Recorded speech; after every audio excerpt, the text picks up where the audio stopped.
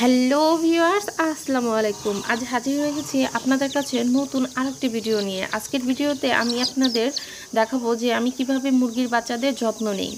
তো অনেকেই আমাকে প্রশ্ন করেছেন যে আমি এই মুরগির বাচ্চাগুলো তাদের মা থেকে কেন আলাদা করলাম। তো আলাদা করার একটা কারণ হচ্ছে যে মুরগি অন্তত 2 থেকে 3 মাস বাচ্চাদের সাথে থাকে, এর মধ্যে দেখা যায় অনেক ডিম মিস হয়ে যায়। তো যেহেতু আমি তাদেরকে রাখার মতো এবং যত্ন কেয়ার করার জন্য আছি, তো এর জন্য তার মা থেকে আলাদা করলাম। এখন আমার এদের যে মুরগি দিয়ে বাচ্চা ফুটিয়েছি সেই মুরগিটা এখন আবার রানিংয়ে ডিম দেওয়া শুরু করছে। তো এটা 6 দিনের বাচ্চা, আপনাদের এই যে দেখাচ্ছি, এটা 6 দিনের বাচ্চা। তো মাশাআল্লাহ আমার মুরগির বাচ্চাগুলো খুবই হেলদি এবং সুস্থ আছে। আমি অলরেডি 6 দিনের দিন ভ্যাকসিন করিয়েছি। ভ্যাকসিনটা আমি রাত্রে ইউজ করিয়েছি, এই যে দেখতেই পাচ্ছেন। বাচ্চাগুলো এত সুস্থ সবল, এই যে দৌড়দৌড়ি করে।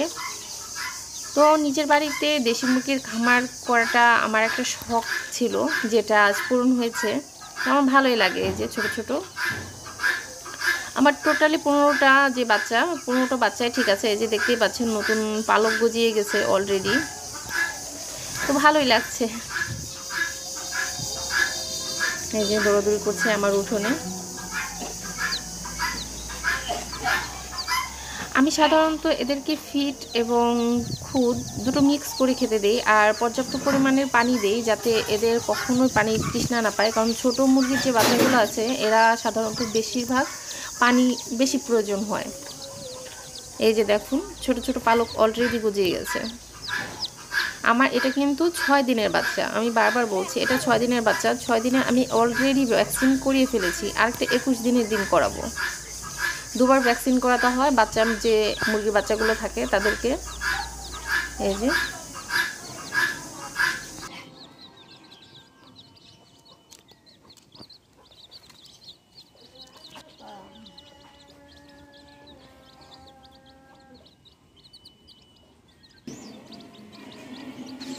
আমি সবসময় মুরগির বাচ্চার কাছে, এই যে দেখুন এখানে শুধু ফিড আর খুদ আছে, আর যে পানির পাত্র রেখেছি, ওরা দৌড়াদৌড়ি করে এখানে এসেই খায়।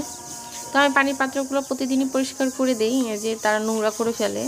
আপনারা যখনই মুরগির বাচ্চা নিজেদের যত্ন করে লালন পালন করবেন, তখন ওদের পাত্রগুলো ভালো করে পরিষ্কার করে ধুলাই করে দেবেন। তাতে করে রোগ জীবাণু থাকবে না এবং সুস্থ থাকবে, বাচ্চাগুলো সুস্থ থাকবে, অসুস্থ হবে না।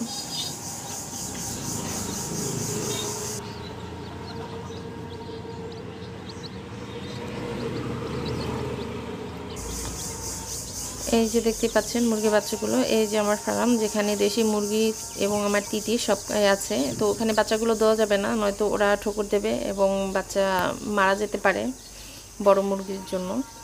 তো আমি চলে আসলাম আবার আমার ভিডিওটা আর একটা পার্ট নিয়ে। তো এখানে আমি এই যে আপনাদের দেখাচ্ছি আমি রাতে মুরগি কোথায় রাখি। যেহেতু মাছেরা মুরগি, তো এটাকে কিভাবে আমি যত্ন নিই।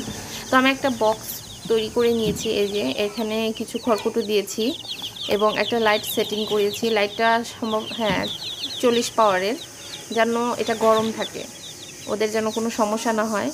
এই যে দেখতেই পাচ্ছেন বক্সের চারপাশে আমি ছোট ছোট করে রাউন্ড করে কেটে দিয়েছি, যেন অক্সিজেন এবং আলো বাতাস ভালো ঢুকতে পারে। এই যে ওদের খাবার অলরেডি দিয়ে দিলাম, আর এখানে পানি দিই। এই যে দেখুন কীভাবে পানি খাচ্ছে। তো আমি সাধারণত এইভাবেই সারা রাত লাইটের মাধ্যমে আমার মুরগির বাচ্চাগুলো রাখি। কত সুন্দর করে খেলা করছে দেখতেই পাচ্ছেন।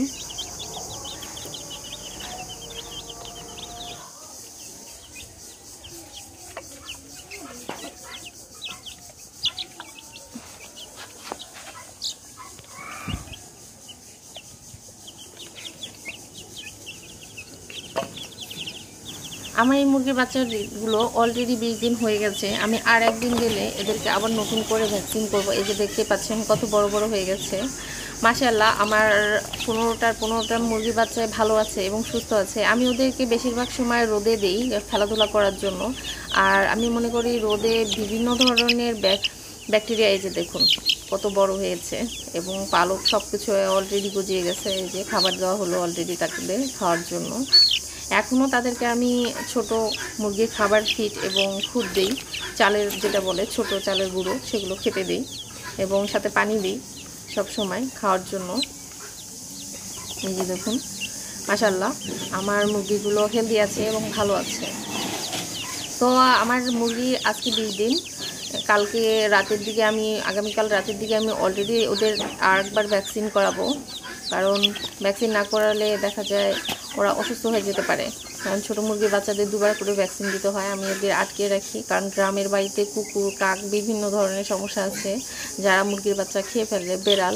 তো উঠোনে যেহেতু এর জন্য ওদেরকে ঢেকে রাখতে হবে, নয়তো বেড়াল নয়তো কুকুর যে কোনো কিছু খেয়ে ফেলতে পারে।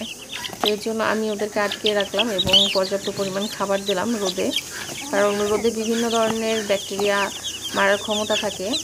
তো এর জন্য চেষ্টা করবেন আপনারা যখনই মুরগির বাচ্চা যত্ন নেবেন এবং লালন পালন করবেন, ওদেরকে বেশি সম্ভব রোদে রাখার চেষ্টা করবেন।